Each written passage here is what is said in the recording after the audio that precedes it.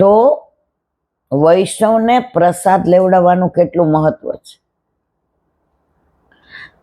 ઘણાને આપણે કહીએ ને મારા ઠાકોરજીને પાટોત્સવ આવજો, એમનો કોઈ મુઠ્ઠી મગનો મનોરથ કે જમવાનું કે પ્રસાદ, મારા વાલા આવજો સત્સંગ. મેં સાંભળ્યા છે, અંદરો અંદર બધા ચર્ચા કરે. આપણે આ નથી બોલાવી શકતા એટલે આપણે પછી વૈષ્ણવના ઘરે હપાડવું ના ચડે મારા વાલા. ઓલો વૈષ્ણવ એક કોર લેવા ગયો તો આ વૈષ્ણવની પ્રસન્નતા જુઓ. ગૌ હત્યાનો દોષ જતો રહ્યો. આમાં વ્યવહાર ન હોય. વ્યવહાર ક્યાં હોય કે તમારા દીકરામાં હું ન આવ્યો તો મારા દીકરામાં તમારે ન અવાય. એ તો લૌકિક સંબંધ છે. આ તો જન્મ જન્મના જ મારા વાલા. અને અત્યારે ગ્રુપરિઝમ બહુ થઈ ગયો છે. નક્કી કરે આમ આના ઘરે નહીં જવાનું એટલે પછી એ બધા એક જ ઓલા દોરે ચાલે, નહીં એટલે નહીં. પુષ્ટિ માર્ગમાં આ બધું છે જ નહીં મારા વાલા. આજે કોઈ પાટોત્સવ હોય અને આપણને આમંત્રણ આપે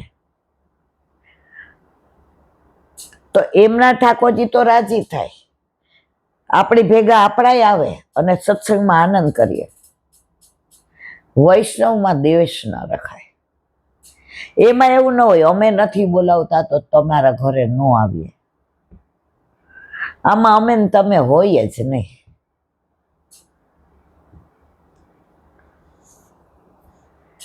આપણે નવા નવા રહેવા આવ્યા ને ત્યારે આપણે ચાલીમાં રહેતા હતા. ચાલી એટલે એક રૂમ રસોડું અને મજા ટૂંકમાં ન આવે એવું. હવે આપણી જે હતું સોસાયટી એમાં પાછળની સોસાયટીમાં આપણે હાથ આમ કરીએ તો પેલું થાય. તો એમના ઘરે ઓલો રાસનો અવાજ આવ્યો ત્યારે તમે ગયા તા ઓલા નિનિકેમાંથી પગાર કરવા જંબુસર કે ક્યાંક, એવું બહુ મને યાદ નહીં. અને આકાશ મને એમ છે કે 2 મહિના કે 2.5 મહિનાનો હતો. હવે એના ઘરેથી ને અવાજ આવ્યો વલ્લભાધીશ કી જય, અને ઓલું ધોળ ગાતા હતા આજે વલ્લભ પધાર્યા મારે ઘેર રે, આજે આનંદની લહેર, આજે આનંદની લહેર, મારા વાલે કરી છે મોટી મેર રે, આજે આનંદની લહેર, આજે આનંદની લહેર. તો મેં કીધું આ કોઈ વલ્લભકુળ બાલક પધાર્યું હશે. ત્યારે આપણને તો અમદાવાદમાં કોઈ જો આવે હજી વરસ થયું હતું, કારણ કે આકાશ 2 કે 2.5 મહિનાના. હવે મનમાં એમ થાય કે આ એક જ દિવાલ, હવે આમ ફરીને જઈએ તો 2-4 મિનિટ થાય. અને ત્યાં ઝાંપલી હતી કે આપણી સોસાયટીમાં ત્યાં જાય તો આટલી ઝાંપલી. મેં તો વલ્લભકુળ પધાર્યા છે, આપણે ભેટ કરવી હોય, આપણે દર્શન. પછી પાછું મનમાં એમ થાય કે આપણને કીધું તો નથી. પછી મેં તેને ખબર ન હોય ને કે આપણે વૈષ્ણવ છીએ. સોસાયટી જુદી જુદી પણ વચ્ચે દિવાલ જ એમ. અને એના ઘરે બોર હતો એટલે બાજુવાળાએ ગંગાબાઈ એવું કીધું હતું કે આપણે અહીં પાણી ન આવે ને તો એને બહુ હારા છીએ કે સવારમાં આપણે 2-4 ડોલીલા પીવાનું ભરવું હોય તો ત્યાંથી લઈ આવો. તો સારું. મેં તો આકાશને લીધો. પેલા તો કોઈ દી જિંદગીમાં ગાઉન કે ડ્રેસ પહેર્યો જ નહોતો, ઘરમાં કે બહાર સાડી જ. અને રવિવાર હતો એટલે ઓફિસ નહોતી અને પિન્ટુ રમતો હતો બહાર. એટલે સામે ભાભીએ કીધું એ ભલે રમાય. મેં કીધું આ પાછળ જઈને આવો. હા જઈ આવો ઈલાબેન. હું ગઈ તો 2 મિનિટ મને એટલો સંકોચ થયો મનમાં, પગ ગયો ને પાછો વળે કે આજે અમદાવાદ છે, આપણે ઓળખતા નથી. અને કદાચ એમ કે બેન તમે ક્યાંથી, તમને કોઈ કીધું તું? પછી મેં કીધું ચાલો વલ્લભ ગયા. તો જે જ ઓળખીતા,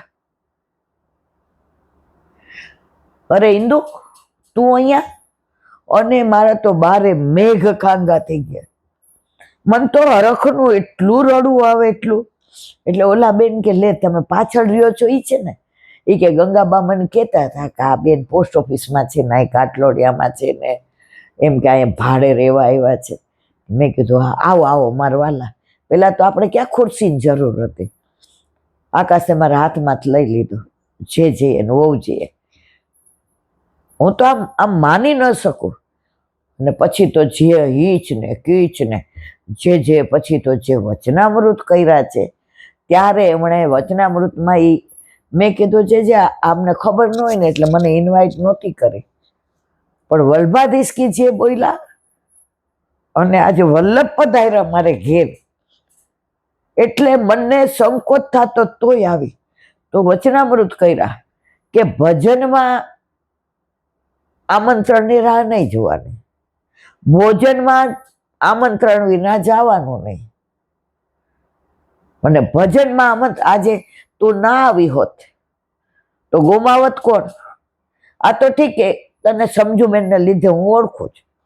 માનો કે અજાણ્યા જે પધાર્યા ગુરુદેવ, એના માટે તો બધા સરખા.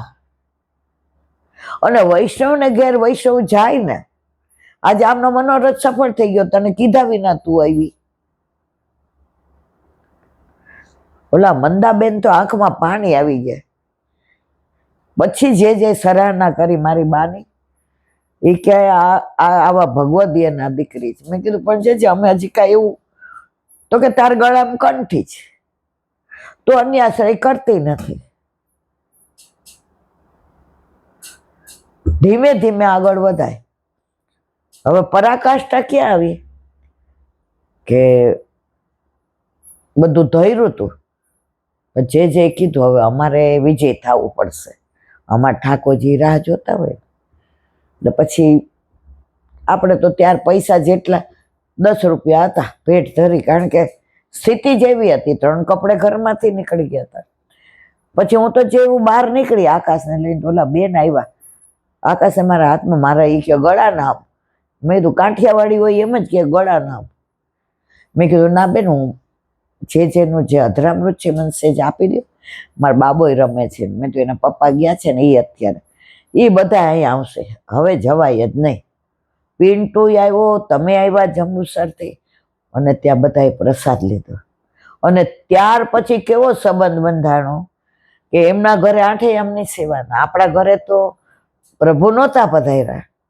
કાંઈ પણ અદકીમાં ધરે કે ઉત્સવ હોય પછી તો દિવાલ ઉપરથી. મારો કહેવાનો આશય છે, જે કીધું ને કે ભજનમાં રાહ નહીં જોવાની, ભોજનમાં જોવાની. ચલ સખી સોતન કે ઘરે જઈએ, માન ઘટે તો કહા ઘટે, પીવું કે દર્શન તો. વચનામૃત આના પર જ કર્યા. ત્યારે મને એમ થયું કે જો મેં સંકોચ કર્યો હોત, જો હું ના આવી હોત તો ગુમાવ્યું મેં હોત. તો જીવનમાં આ બધા પ્રસંગો શીખવાડી ગયા.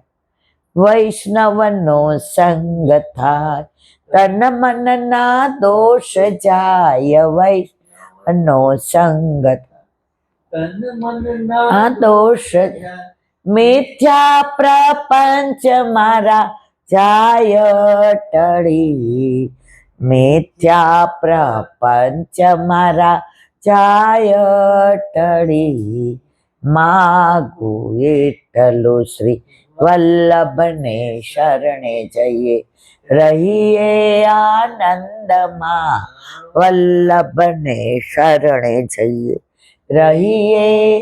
બસ શરણું વલ્લભનું લઈ લ્યો, તમારે કાંઈ કરવાની જરૂર નથી, બધું એ કરશે. બોલો વલ્લભાથી. ભાગવત ભગવાન કી. પૂજ્ય જીજીના યુગલ ચરણારવિંદમાં દંડવત પ્રણામ. 10મ સ્કંદ, રીંગણ લીલા અને માખણ ચોરી, પેજ નંબર 175. કાલે આપણે આનું જ અનુસંધાન કરતા હતા.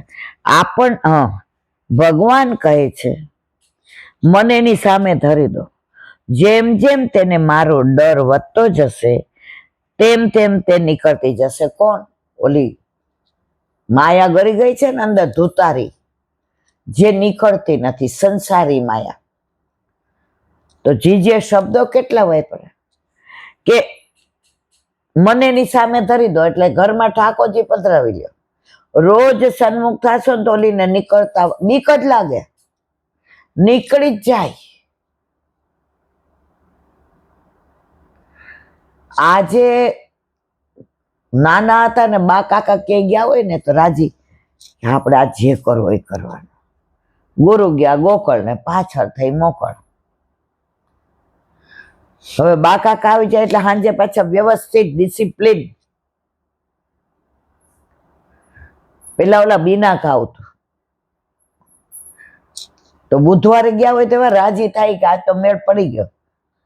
પણ બા કાકાને એવી ટેવ કે ક્યાંય પણ લૌકિકમાં કે ખોટકાને કામે ગયા હોય દિવસ હાથમાં પેલા આવી જાય. એ છોકરાઓને એકલા નહીં મૂકવાના, મનમાં નિશાસો પડે કે આજે ગઈ આપણી બીના કા.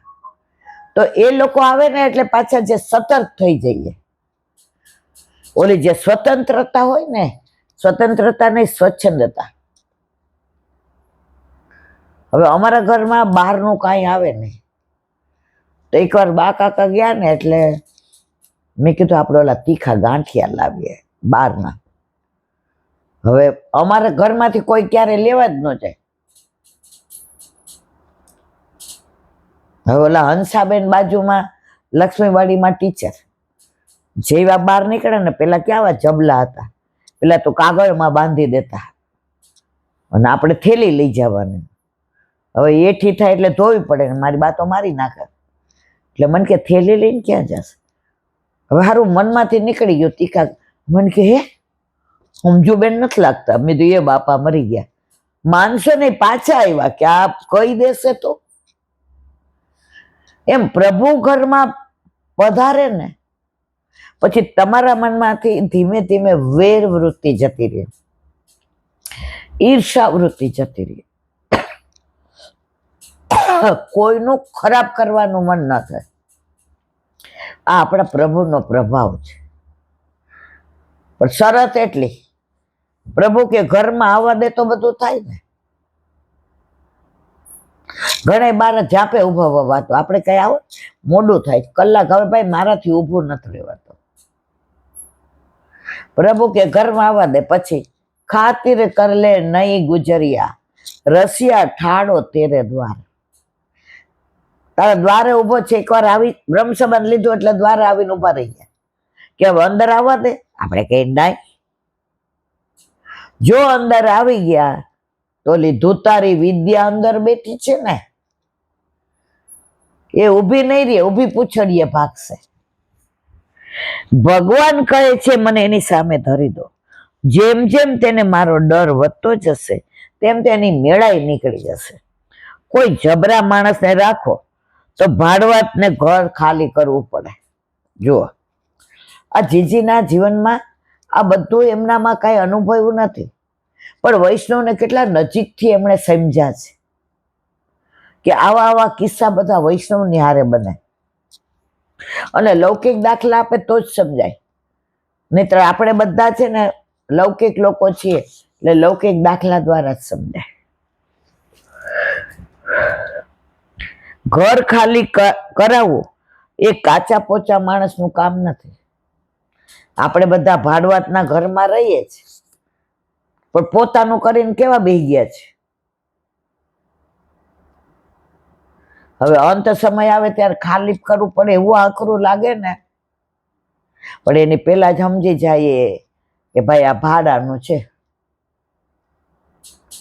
ગમે ત્યારે ખાલી કરવું પડે.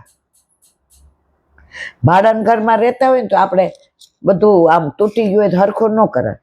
આપણે ઘરનું થાય એટલે વયું જવું છે ને, ખોટા ખર્ચા કરાવવાના.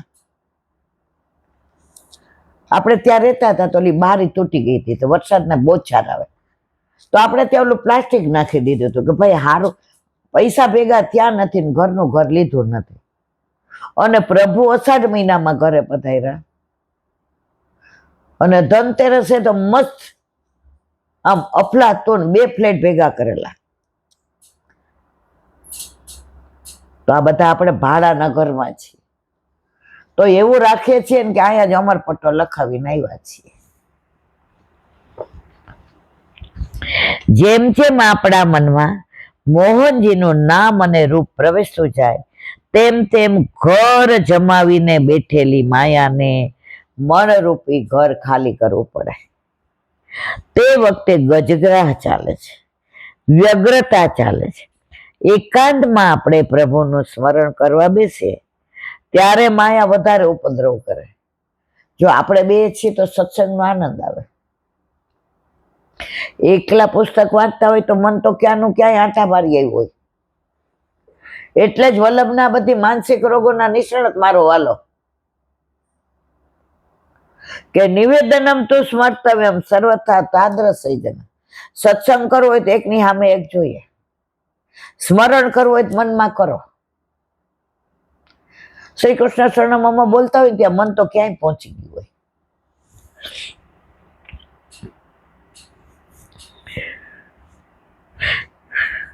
તમે વિચાર કરશો તો જણાશે કે એકાંતમાં બેસીને ભગવાનનું નામ લઈએ તો વધુ સતામણી થાય છે. કંઈક સત્કર્મ કરવા જઈએ ત્યારે અંદર બેઠેલા દુષ્ટ સંસ્કારો ઉછળીને બહાર આવે છે. એમ થાય કે આને આ તકલીફ છે ને, થોડી મદદ કરીએ. પછી એમ થાય સારું આપણે તકલીફ પડે, પછી આપણી પાસે પૈસા ન હોય, થોડા ભેગા કરજો. હવે ભેગા કરેલા તું ક્યાં અહીંયા કાયમ રહેવાની છું? આજે આ કોરોનામાં વૈષ્ણવોએ એકબીજાને જે પ્રસન્નતાથી ને અનુકૂળતા કરી આપી છે, એ શબ્દ વાપરીશ, મદદ નહીં વાપરો. એવા ભગવદીઓને સાક્ષાત દંડવત. બહુ મેં જોયા છે, કારણ કે ફોન મારા ઉપર આવે, કેલાબેન આ તમારા ઘરની નજીક થાય છે, એટલે ઓલો 1 કલાક છૂટ મળે ને એની અંદર નીચેથી બૂમ પાડીએ કે તમે અહીંથી લઈ આવજો અને બિલ તમારું કહેજો. પેલા આવા વોટ્સએપ ને એવું નહોતું આવડતું, એટલે પાછા જઈએ ત્યારે કહીએ, એટલે આપણે કહીએ કે અહીંયા હું મૂકીને જાઉં છું, બહાર લઈ લેજો પૈસા. પેલા તો કોઈ અડતું નહોતું, કારણ બીક લાગતી હતી કોરોના લાગે. અને એવા વૈષ્ણવ ભગવદીઓ જેને ક્યારેય પોતાનું નામ બહાર નથી આવવા દીધું.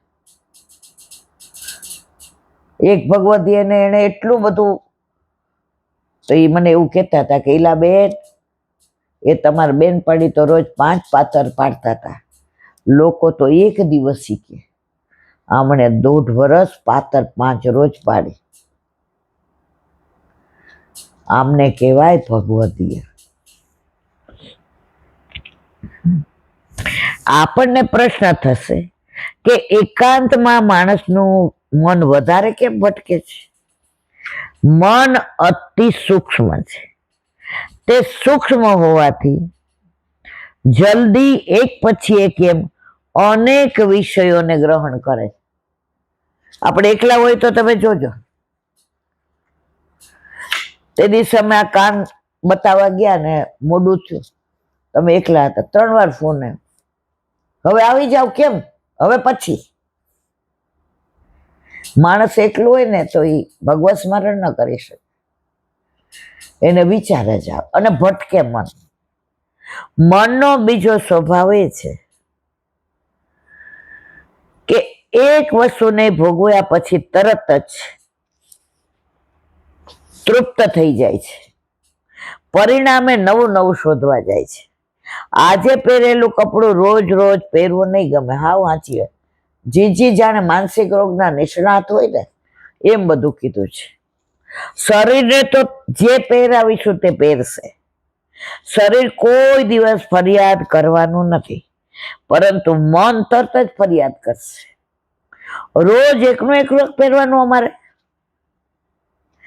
આને લઈને મન બધે ભટક્યા કરે છે. મનનો આ સ્વભાવ બદલવો એ સહેલો નથી. તે એક દિવસમાં બદલી શકાશે નહીં.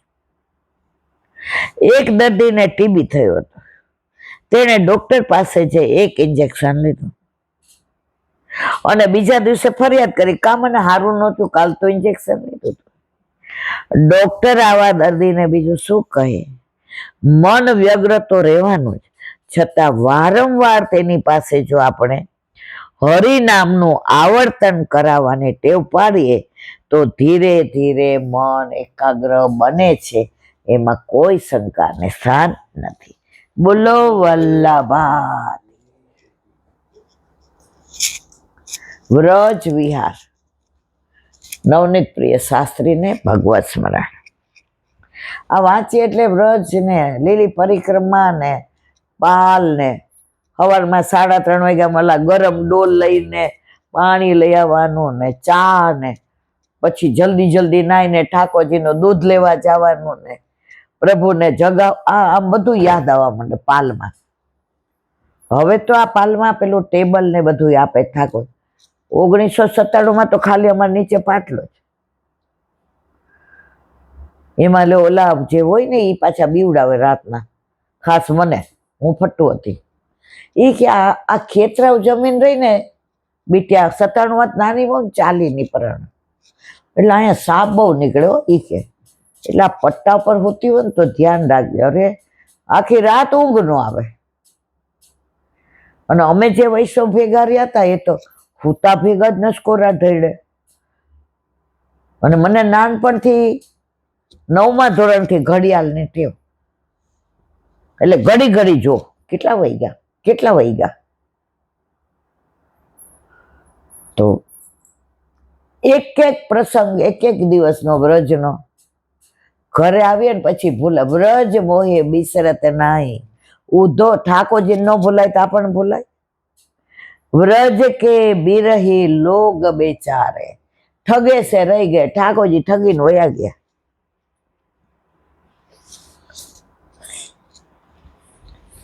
વ્રજ યાત્રા.